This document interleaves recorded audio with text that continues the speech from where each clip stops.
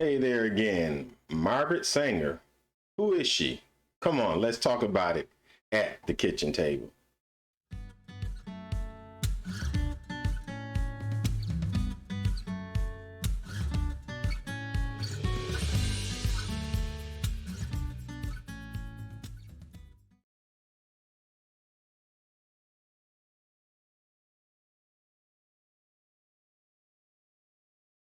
Hey, I am so glad to be with you this afternoon. I thank God for allowing me to see another day. I'm glad God has allowed you to see another day. I got a little different topic today. We're going to be talking about Magaret Sanger, and we're going to be talking about Planned Parenthood and how it affects us as a community. In light of last week's leaking of the statement by the Supreme Court, thought it'd be apropos to stay up on the social things that we deal with. Of course, on this channel, that's what we deal with: social and political issues, of course, from a biblical perspective. But I wanted to really delve into this and look at it. May not be as long a video as before, but it's going to be pertinent for you, and I think you will enjoy it. Before I get started in my take on it, I'm going to show you a video of campus reform Institute, and there went out and interviewed some people at one of our colleges. I don't think they divulged what college it was, but they did some interviews about this, and I think you're going to like it. So I'm going to turn that to the screen here so that you can see the video. So hope you like it. It's very enlightening. So let's look at that.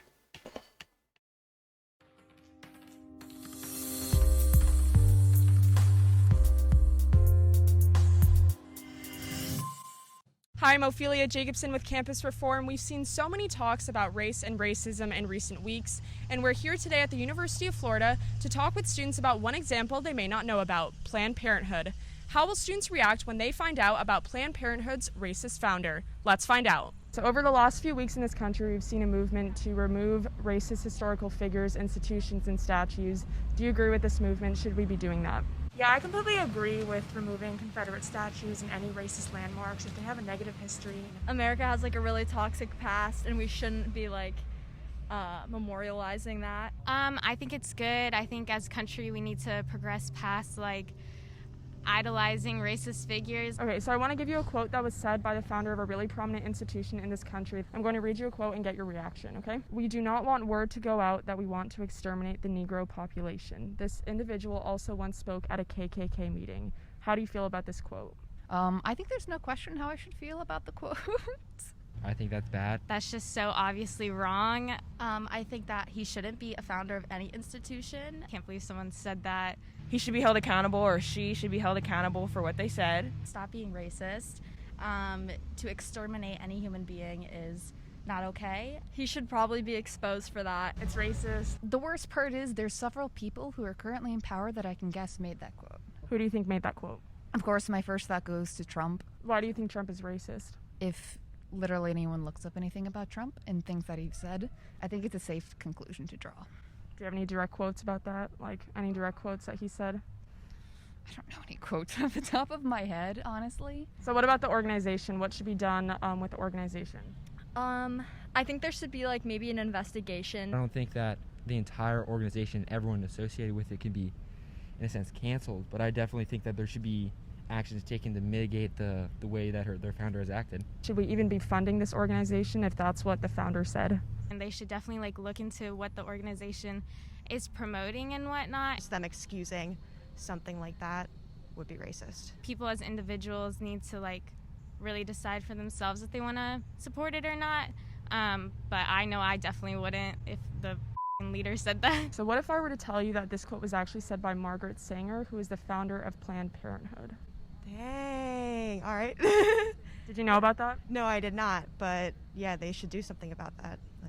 It makes me feel nauseous. I'm actually surprised. Well, I mean, Planned Parenthood is usually a very liberal and inclusive organization. I kind of actually knew that Planned Parenthood was founded in a selective breeding kind of thing. There's definitely problems within that, because I know black babies are aborted at a way higher rate than white babies. If I were a supporter or not a supporter, what she said wouldn't really change it. 'Cause I'm sure that there's many people under that founder that care about Black lives. Like, I agree with what Planned Parenthood is doing, but I definitely don't think someone like that should be a leader. Well, I actually do stand with Planned Parenthood. The abortion rate for black women is 5 times higher than white women. Can an organization that says they support Black Lives Matter really say that if, their founder, she said that their goal is to exterminate the Negro population? I'm actually going to cut you off right now. I want this interview done. It shouldn't really matter, like, who has abortions more. I think abortions should be available to everyone. Someone else should step up to the plate who's more accepting and who resembles what Planned Parenthood says they stand for, which is lives. When you say that Planned Parenthood stands for lives, what do you mean by that? Like, they help women make their own decisions. I've had a good experience with them, and they like to help others. As long as that the organization itself isn't being racist, then we can't really go after the organization itself for it. I still definitely support Planned Parenthood. I do think Planned Parenthood is important and needs to, like, continue on.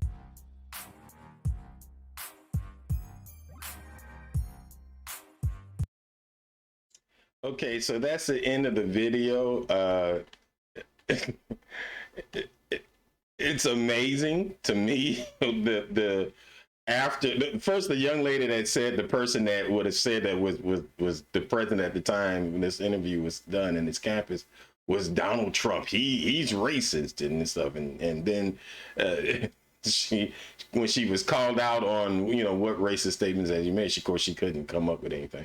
But then when she found out, it was the person that was the leader, or the one that was kind of the founder, the start of Planned Parenthood, she was thrown off, just like, wow, But see, this is the ignorance, unfortunately, of our young people. They're going to these schools, they're paying $30,000, $40,000, up to $60,000 for a 4-year education, and they're learning absolutely nothing. And it's a shame. These are mainstream institutions. They are mostly liberal. They don't teach any of our values that we teach our children in our homes. And it's unfortunate we've allowed that as parents to go on. Unfortunately, my children were going to these schools as well, these liberal schools, and they got degrees and stuff. But fortunately, they had a solid background of teaching that, so that kept them from getting swamped into that foolish thinking. So it's amazing to see the reactions. Even the black young lady was still supporting, Planned Parenthood. The only one that seemed level-headed and had some form of information was that young man. And it's sad that he was the only one out of all those. These are the future of our country, ladies and gentlemen. And it's sad. It's painful. I mean, I'm laughing and giggling, but because I want to cry. It's just, oh my gosh, this is what we got to look forward to. But it's our fault. We haven't taught properly. We've allowed these liberals to come across and do all these things. We haven't had our biblical values instituted.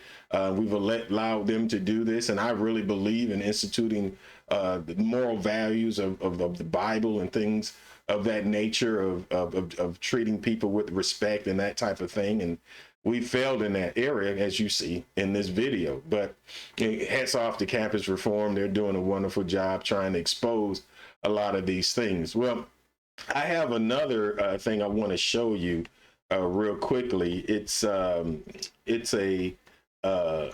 if you will, it's a little bit of some information dealing with the abortion rate, because the young lady on Campus Reform kind of alluded to the abortion rate. So we're going to look at that here. But before I do, I want to get some credit to where it comes from. So I'm going to switch you over to the screen again and show you what we have here. So this is from blackdemographics.com. You can go on the website and look at this. The sources that they got this from at the bottom here, if you look, you can see my arrow. If you can, hopefully you can see that. It says sources, population. The sources are the population group abortion rates and lifetime incidence of abortion, United States 2008 to 2014, December 2017, volume 107, number 12, AJPH. U.S. Census Bureau 2017 American Community Survey, 1 year estimates, Guttmacher Institute, Abortion Surveillance, United States 2015, U.S. Department of Health and Human Services Centers for Disease Control and Prevention. So they're showing some things here. So here at the top here, it says, the question is, do African American women have the most abortions? Okay. So it says white women have the most abortions of any race, ethnic group, but black women are overrepresented. So they have a higher rate of making up to 27, as you see here on the left, it says 27.6% of all abortions, while only comprising 14.9% of all women in the nation, giving them the highest abortion rate in the United States. Then Hispanics aren't far off from that as well. So the abortion rate is high in America anyway, but to see this here, that's amazing. To see that blacks are at 27.6%. Now, understand this, ladies and gentlemen, the last census was, I think it was 2020, and the population of black people in America is lower than Hispanics. I think Hispanics are around 16% or something like that, and we're at 13 to 14% of the population. So if we know that women are, outperform men as far as living longer, but there are more black women than are black men in this country. So if you put that in half, let's just say in half, just easier. So you would say there's about 7% of the population is black women. And if you look at that, 7% of the population is black women, and the percentage of abortions from black women in our population is 27.6%. That's relatively high compared to white women's population, which is around 35 to 40%, maybe 40% of the population. And their abortion rate is at 38.7%. So that says a lot about that. You can, of course, go on your own and research that. Everybody wants to fact check now, do it yourself. I don't care. But I want to look at some other things here on this as I go back to the screen. It says why African American women are also overrepresented in 4 of the major factors that lead to abortions: unintended pregnancies, relationships, lack of contraceptive use, and poverty. So here it says, number 1, women who have an unintended pregnancy were more likely to have an abortion. So 50%, it says black women are at 50% who had an abortion because of unintended pregnancies. Number 2, it says 85. Oh, this is high. This is a shame. 85% of women having abortions were not married. And and black women, a national percentage of black women is at 70%. And it says here nationally, percentage, all women 15 and up who are not married. That's the demographic. So 15 and up who are not married, 70% of them had abortions. That's sad. Number 3 says fewer black women are using contraceptive methods, even though they are at higher risk of unintended pregnancy. Look at this. It says 83% black women are at risk for that, and white women are at 91%.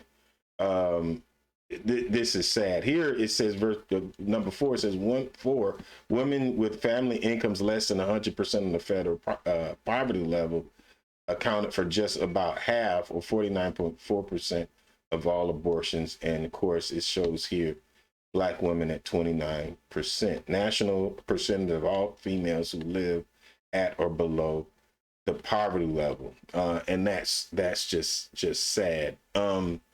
Also, there's some because of time, I'm not gonna go too long with this. There's some other information about where Planned Parenthood is set up, and you can look up this on your own. It's there for the taking on the internet, and it says about, I think it's around 75 to 79% of Planned Parenthood abortion clinics are set up within 3 miles to 10 miles of black communities and Hispanic community. So it's easier accessible through that, which is what Magaret Sanger wanted. Okay. And this is what this whole thing is about. And so now we have people protesting, and it's a shame. In front of the Supreme Court, they're going to Supreme Court justices' homes and protesting Alito and some of the rest of them, and because they want to kill babies. I mean, and it's a shame. And most of these people are ignorant; they don't even know what they're talking about. But it's saying that, but this, at the same time, they're still responsible for their actions. So this is what we have. This lady, Magaret Sanger, wanted to curb the influx of black babies in this country because she thought we were less of human beings. We thought we weren't going to contribute to the furtherance of this country, so on and so forth. We weren't as smart, blase, you know, just racist, white supremacist stuff out there. And she was upheld by the liberals. So this is what we have here. And I believe the lady on campus reform, and I might have missed it, but she said, I think 19 million babies have been aborted up to this day. Black babies have been aborted up to this day. If you count that, all those children that would have had children, we would have been at a higher percentage in this population. So our population is at 13%, which is almost at the lowest. The lower than us would be the Asians, but higher than us is the Hispanic population. And we know how they're getting here is because they're coming over from different countries. So we're outpopulating everybody, and from the minorities, if you would, that minority stigma. But we have excuse me, what I'm trying to say is we're not populating as much birthing as the other demographics are, Hispanics and so on and so forth. So we've lost a lot of people. We would probably be up at, and I'm just throwing numbers in my head, around 20 to 30% of the population. Population would be, of course, a lot bigger if we hadn't been killing any of our children like we do. So this is very important to me. I hope it's very important to you. Before I close out, go to your Bibles. Of course, I'm in the English Standard Version, and I'm going to look at something here. Psalms 139, verse 13 through 16. So if you get that real quick, I want to show you Psalms 139, verse 13 through 16. This is from the music maker, the king David. He wrote this as a psalm. It's as a musical tribute to God. Now look at this. Verse 13 says, For you formed my inward parts. You knitted me together in my mother's womb. I praise you, for I am fearfully and wonderfully made. Wonderful are your works. My soul knows it very well. Verse 15, if you would look at that. It says, my frame, look at this, verse 15. Let me scroll that for you. My frame was not hidden from you when I was being made in secret, intricately woven in the depths of the earth. Now I want you to see this. Look at verse 16. There's this mantra about, oh, these aren't children, you know, when they're in the womb, they're not babies. These are globs of flesh, you know, there's nothing there. And so we can go ahead and kill them.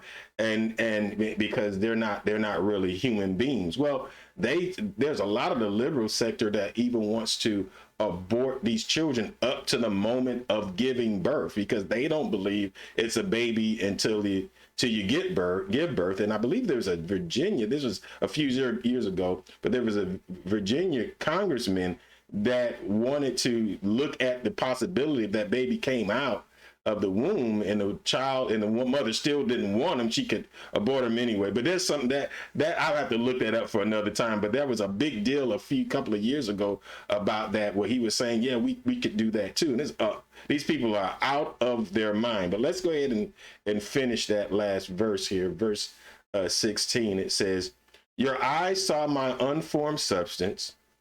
In your book were written every one of them, and that means people. I like, look at the verse 16, the first part again. Your eyes saw my unformed substance. What David is saying is, God, you knew me in the womb when I didn't even have a form. And it says, in your book were written every one of them, meaning every person that was born is written down first in the book of life. And that's a whole different, another teaching. I'll get to that sometime, hopefully soon. But everybody is written in the book of life when they are born. And watch this, the days that were formed for me, when as yet there was none of them. So this is an amazing scripture, again, from David, talking about the forming of a human being inside his mother's womb. Ladies and gentlemen, especially ladies out there, you're protesting all of this stuff. You need to really take a hard look at what's going on with the society. Black women, please do something. Stand up, talk against it. Don't be afraid to say no, no, no. This is not for us. We're not going to support this Planned Parenthood any longer that are killing our babies. There are so many people out there that would love to adopt our children. There's other Black people that would have loved to adopt these little babies that maybe were birthed or conceived in an unwanted situation. But please, let's go and do something more than just sitting idly by and letting this happen to our families and to our children. Well, with that being said, I am done for today. I hope you enjoyed that. Hey, if you have any comments, put it down below on Facebook. If you like what you're hearing, what you're seeing, the content, let me know. Hit that like button. And if you want to be a subscriber and to see what's coming up next, I usually give out 1 or 2 videos a week, depending on what time I have.